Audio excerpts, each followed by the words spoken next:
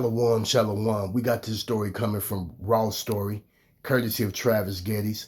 Kenosha gunman Kyle Rittenhouse arrested for murder after cops let him flee out of state. An Illinois teenager has been charged with first-degree murder in the fatal shooting of a demonstrator in Kenosha, Wisconsin.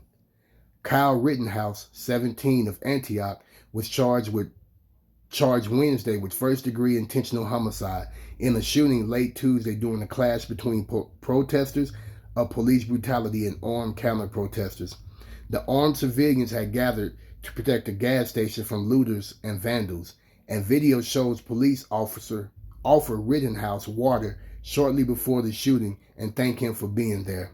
We'll check this video out here shortly. Another video shows Rittenhouse open fire with a rifle after he fell to the ground and then calmly walked towards police vehicles with his hands raised in surrender. Other people can be heard yelling that he had shot someone and they didn't arrest him, but they shot that brother 8 times in the back who didn't even have a weapon. However, no officers are seen getting out of the vehicles, which continue advancing towards protesters to apprehend Rittenhouse, who then fled the state and was considered a fugitive. He was arrested later Wednesday back in his hometown. He is reportedly being held in the Lake County Juvenile Detention Center near Vernon Hills, awaiting an extradition hearing. According to the Daily Beast, Rittenhouse Facebook page included numerous photos with Blue Lives Matter style pro-police slogans and imagery, as well as an Armalite rifle similar to the one he appears to have been photographed carrying in Kenosha. Let's check out these videos. If you can keep people from pointing their guns at the crowd, yeah, no laser pointers either. No laser pointers. They think that's guns too.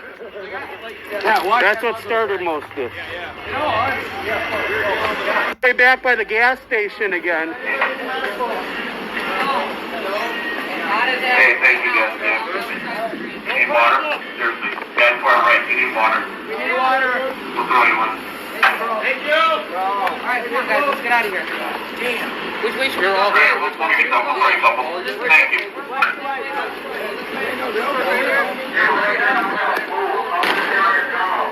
Yes, you. You are a civilian. This area is closed to them. You're trespassing. Leave.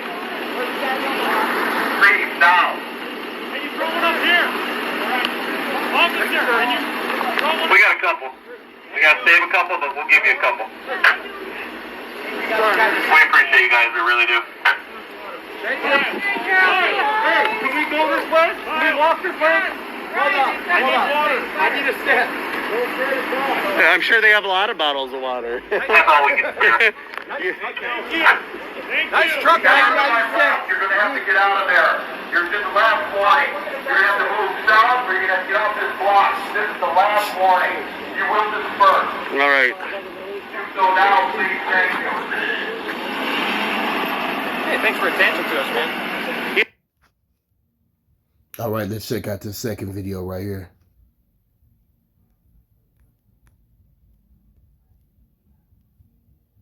I'm Yasmin Hassan from the Live Desk, where we are following breaking news out of Kenosha. 2 people shot and killed overnight, and we just learned one was shot in the head, the other shot in the chest.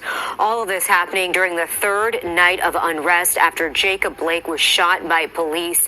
And Mugo is live in Kenosha right now. Mugo, every time we've been looking at your shot, I mean, you can really just see everywhere evidence of just how violent things got over the last couple of days. Exactly, Yasmin. So that shooting was around 11:45 last night. But as you mentioned, even though it's quiet right now, the remnants of that protest is still very clear to see. On one side, there are these fences that have now been put up to keep people away from the courthouse, because again, this is the center of the protest the last few days. On the other side, several trucks parked out here, again, keeping people away from this courthouse. You can see one of those trucks there is burned down. And on the ground, a lot of trash and debris. Again, this is because of that protest last night. We actually wanted to head to 63rd Street and Sheridan, the the heart of Kenosha because that is the scene of the shooting from yesterday. But on our way, we noticed a lot of concrete blocks and other trucks blocking off the area. So now you're looking at video of the protest. There's several videos on social media of the actual shooting, but we're not going to show you that video because it's very graphic. It appears to show a man on the ground with a long gun shooting at several people running toward him. Now, Kenosha police say 2 people were killed and another person was seriously injured, but that person is expected to survive. So right now, it's not clear there were other shooters involved or what led up to the shooting in the first place. But in that video, we heard several gunshots. We do know day 3 of protests and unrest in Kenosha brought out several groups. We had protesters as well as an armed group calling themselves Armed Citizens to protect our lives and property. They say they were there to protect the city from looting and burning, and they were going back and forth with those protesters. So what is not clear right now is if a protester from that armed group was involved in the shooting. That's not clear. Police say they're searching for the man in the video that was seen shooting those protesters. Again, we know 2 people were killed, 2 people, and 1 person is in the hospital right now in serious condition. But again, police say they expect that person to be okay. Of course, if there's any additional information from police this morning concerning that shooting or whether or not they found the shooter involved, we'll be sure to pass it on to you. But even though it's quiet right now, the remnants of the protest from the last few days is very clear as we stand out here this morning. We're live in Kenosha, Wisconsin. Mugo Ojibwe, CBS 2 News. Well, man, there you have it, man.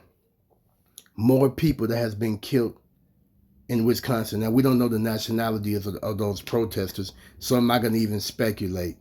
You know what I mean? But what we do know is the nationality of that wicked devil European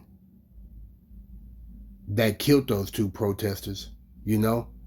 And remember, they said he was a 17-year-old juvenile. He's at a juvenile hall. So we're going to see if he's going to be charged as an adult for 2 murders. I mean, man, this is absolutely unbelievable.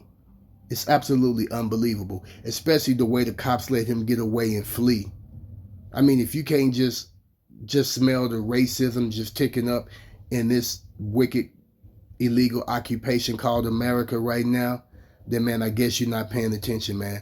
Leave your comments down below and tell me what y'all think about this situation, man. Don't forget to like, subscribe, and share, and I'll see you on the next episode. Shalom.